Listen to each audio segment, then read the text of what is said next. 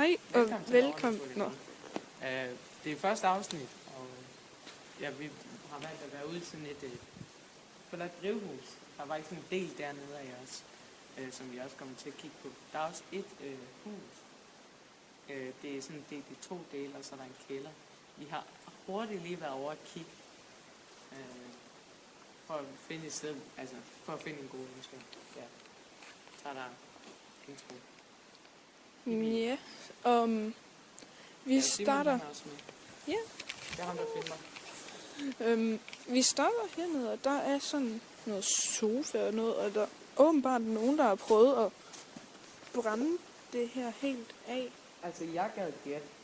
Altså, du ved, der er jo den der ting med, at de brænder dæk, så de kan få varme. Men det kan de jo gøre flere gange. Ja, og den her kanal, den er jo lavet til, at det er til sådan noget overnaturligt, ligesom med spøgelser og sådan noget. Men det kommer også. Vi har også en podcast, som I kan gå ind og lytte til på Spotify. Vi kan lige lægge et link i beskrivelsen. Hvad skal du? Skal vi ikke kigge derhen? Hvad? Nå. Fordi der også. Men det vi har set indtil videre, det virker sådan lidt klamt. Men der er jo sådan noget vildt, vi lige skal vise. Eller vi kommer nok ikke til at må vise det sådan rigtigt, så det bliver sløret, men. Og der er sådan et hul. Hvor der er åbent derhen. Nå. Jeg tænker også, hvis der er nogen, der har forslag til, hvad vi kunne lave, altså, så skriver I det bare ned. Om vi har lyst til at se os på hvilken slags. Altså, det tænker jeg, det kommer til at blive også. Skal jeg ikke lige kigge det her? Der er også noget hegn og noget hegn til hul.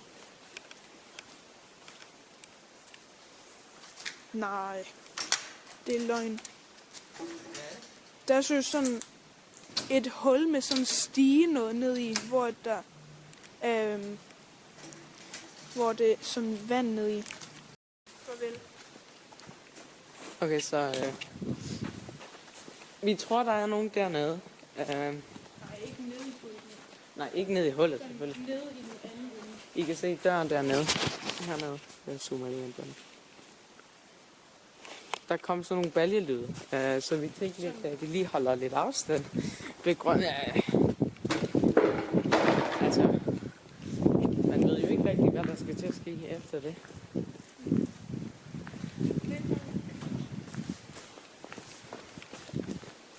Men vi fortsætter selvfølgelig. Jeg prøver her. Sådan der.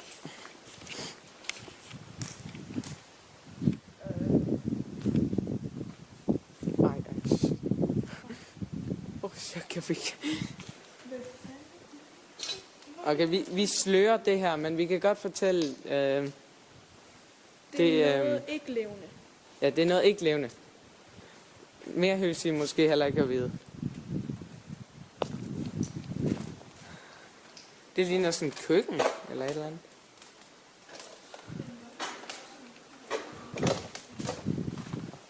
Hvad? Shit, bro, jeg træder ind i alting. Ej, okay, I skal måske se dyret igen. Gaffel? Nej. Shit. Okay, så der kommer nogle lyde sådan op fra væggene af. Vi håber på det vind.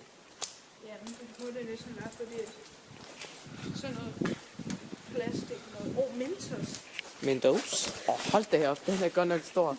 Shit, bro. Wow, hold da op.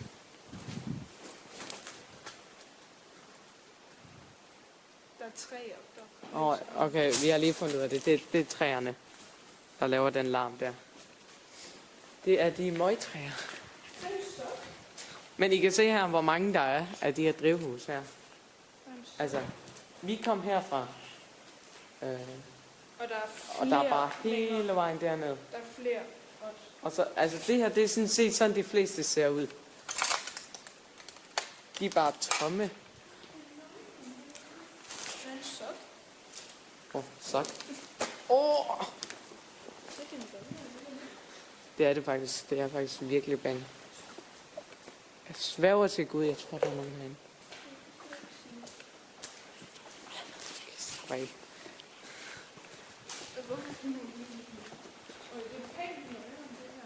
Og det er meget faktisk mere klart, at man tænker ud for sådan. Altså, I kan se her. Fordi man ved ikke, hvornår der kan dukke en eller anden hjemløs, der slår sig ned. Og jeg vil lige nævne en ting. Vi deler ingen lokationer. Ingen. Med mindre det er et offentligt område, hvor folk faktisk nemt kan komme hen. Det skal også lige siges, at det kan være ulovligt, og det er farligt, og det kan være ulovligt at udforske sådan forladt steder her. Så egentlig, så tror jeg faktisk, jeg vil ikke anbefale det. Men på grund af, at vi er interesseret for det, så tænker jeg, at det er fint nok. Så hvis I er interesseret for spirituelle ting, eller sådan uhyggelige ting, så kunne I måske godt prøve sådan noget her. Det kan faktisk godt være højt frontende, det her med, måske. Ja, der var vores første plante, som vi har set. Der er lidt liv i drivhuset. Jamen, jeg tror ikke helt, det gror længere. Prøv at se. Det er nok ikke så meget drivhusbrug, men Altså, det er helt ligesom sådan en film. Altså, det er som sådan en film, hvor det hele verden er bare sådan forladt. ja.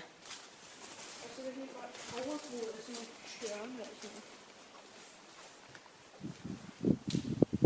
noget. Altså, der bor folk her rundt omkring. Altså sådan rundt her.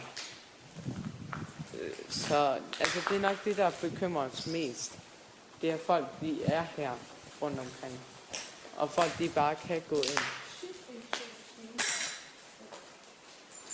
Og det er nok det, der er problemet. At hvis vi går for tæt på husene og snakker for højt, så kan de enten finde på at melde noget til politiet, eller så som det. Løber den eller deroppe først? Jeg tænker bare, at vi prøver på herhen. Det har jeg lyst til.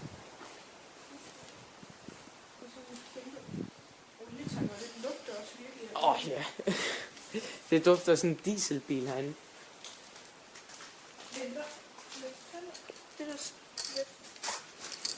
Ad. Hvad er det der? Hvorfor er det sådan en grøn slime? Okay, jeg tror måske bare, vi... vi skal ikke tage jernbrød med, hvis nu at der kommer nogen. Som... det gør vi ikke, En sofa. Så sidder de og ser blå fjernsyn. Og øl, det er blot. Ja. Så har man... Og der er en kæmpe skorsten der. Ej, hold da op. I kan lige se her.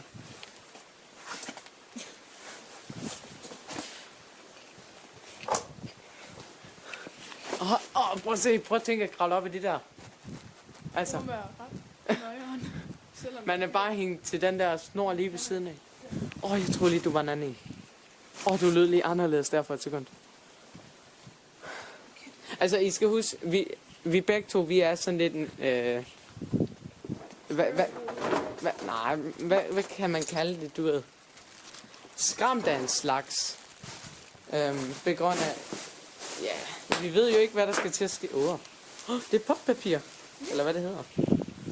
Men vi er sådan en smule skræmt, for at der kommer nogen. Det er derfor, vi er virkelig opmærksom på, om der er andre stemmer, lyde. Hold da kæft.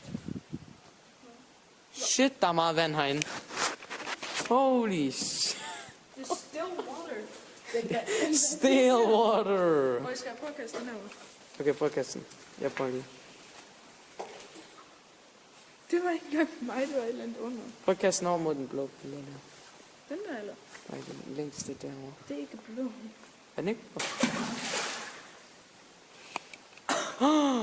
Hvad sker der mod nu? Altså, I kan se. Nasty ass vand, altså. Og det stinker også. Ved du hvad? I kan faktisk prøve at gætte, hvor mange dyr der er nede i det der vand der. På grund af, jeg vil meget gerne se, hvor meget I tror. Altså, jeg tror, der er flere tusind små insekter dernede. Altså. Ja. Det kan I lige prøve at gætte. Skriv det nede i kommentarfeltet. Jeg følte, jeg så en eller anden sort mand. Gå sådan. Men de der trapper. Skal vi prøve at gå op, eller? Hvis man kan. Prøv at se herinde. Nu skal jeg lige se. Shit. Se, det var det, vi snakkede om, altså. Ej. Kan man komme derned? Shit. Jeg har lygte, hvis du skal låne. Det er bare sådan en lang gang ned under det hele. Prøv lige at finde.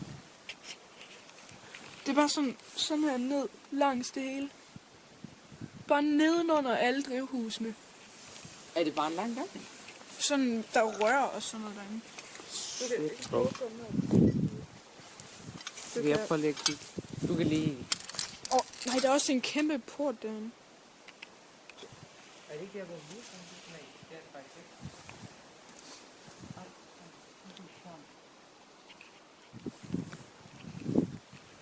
Jeg tror ikke, man kan komme ind af den der dør. Ellers er der åben dør her. Det er sikkert det samme sted. Skal vi prøve at gå ind der i stedet for? Jeg tror, vi prøver at gå ind af der, hvor der er sådan åbent. Det er synes klamt, det her. Men hvad gør man ikke for YouTube? Ja, hvad gør man jo ikke for YouTube? Nej, der er sådan en sofa. Nej, det mener jeg jo ikke. Der ser mere af det der grønne slim. Ej, hvad? Er der noget i koppen? Nej, der ser lidt vand. Ad for helvede. Prøv lige at finde den. Men... Ej, lad være med det der, lad være. Der er sådan vand dernede. Du skal ikke blande det sammen med det der klamme vand. Men jeg prøver lige at finde det. Nå. Du har mistet den alle med. Ad for helvede. Ej, nu blander du sammen med. Ej, det bliver sådan helt grønt. Ej. Men synes, hvad er det her grønne? Det er sygt klamt. Altså, det her, det er jo bare sådan et hus. Men, wait, hvorfor er det metal, og så træk ind i? Og så er der en skruetræk nede.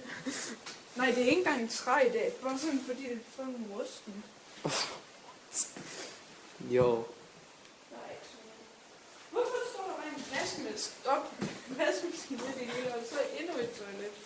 Så ved vi i hvert fald, hvor vi skal vaske vores tøj efter det her. Ja. Der er noget køkken, noget ligner det. Ja. Der er en smadret håndværk. Og jeg tror lige det. Nu kan I se jer selv. En Gucci flip. Måske. Ja, prøv at se.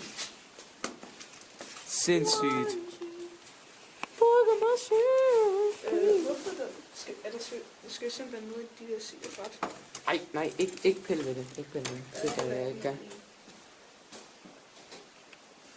Shit, man. Ej, der er sådan en gammel tørklæde der. Skal vi lige have nogle midler? Og man kan også se på det der. Det er meget gammelt, det der. Hvad er der herinde? Ej, nå, det er lidt svært at vaske hende. Seriøst, der er 2 senge herinde. Det her, det ligner jo noget lige fra et gyserfilm af, altså. Seriøst, der er 2 senge herinde. Der er et gulv i væggen. Planter og alt muligt shit. Der er et hul i væggen herinde. Der er nogen, der bliver lidt sure over sin... Der synes mere af det der grønne slim. Jeg tror, det kom fra en Ej, hvorfor er det så stort herinde? Jeg tror, det kom fra en spand. Ej, der er helt sikkert et eller andet grønt Der klamt er lige. flere senge her. Der er flere Mentos. Der Jeg er også glad en for sok. Mentos. Ej, Det er meget klamt, det her. prøv at se, I kan se gangen her, altså. Der Der er bare flere senge. mudder her. Skabe. Prøv at se, folk har bare sparket her på væggen. Vi er nødt til at kigge. Øj, godt, der var ikke noget. Shit, hvis der er lige en, der hopper ud. Ej, shit, hvis der var en, der hoppede ud der. Fuck. Der er faktisk noget. Der er sådan en lille... Prøv lige. Der er sådan en lille kranie. Ej. Ej, er det et kranie? Ja, man kan se sådan... Det ser jo et lille skelet, det der. Prøv lige at Er det kigge. en mus eller ikke? Det ved jeg ikke. Prøv at kigge. Ej, det må være fra en mus. Det her. Kan du ikke se, det sådan ligner et kranie? Jo, jeg tror også, det er. Og jeg skal gå videre ud igen. Det ligner ikke, der er mere her. Men det var i hvert fald ret klamt. Yep.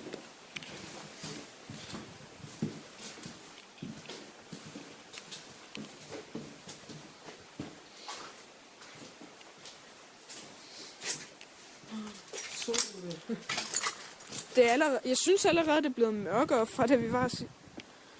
Hvad er det? Jeg synes allerede, det er blevet mørkere fra da vi gik ind.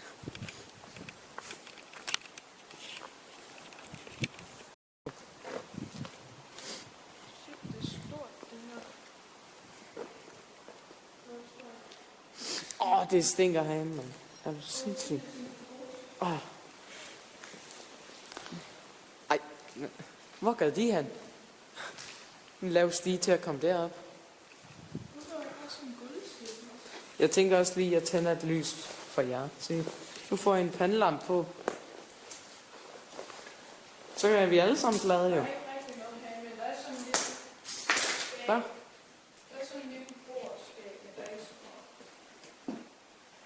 Nej, hvorfor blinker mit lys? Nå, det ved jeg ikke, hvorfor. Hvad er det her? Nå, ja, det er ikke gummi i hvert fald.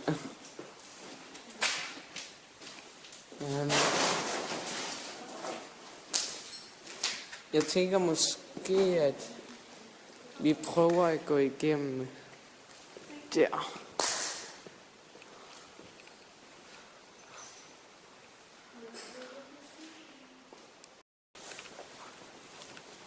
Så det var meningen, vi skulle gå derind. Problemet er, at med det her kamera, når man filmer, og den ikke har mere strøm tilbage, så gemmer den ikke det film. Men den gemmer det, du filmede før. Så vi har ikke lige fået det sidste med der. Jeg har lige fået lidt mere strøm på den. Men jeg tænker, at det var det. Vi kommer nok til at lave mere, hvis I gider at se det. I kan også gå ind på Spotify eller Apple Podcast og høre vores podcast, Det Overnaturlige Rige. Ja, det var det. Er der noget, du vil sige, Simon?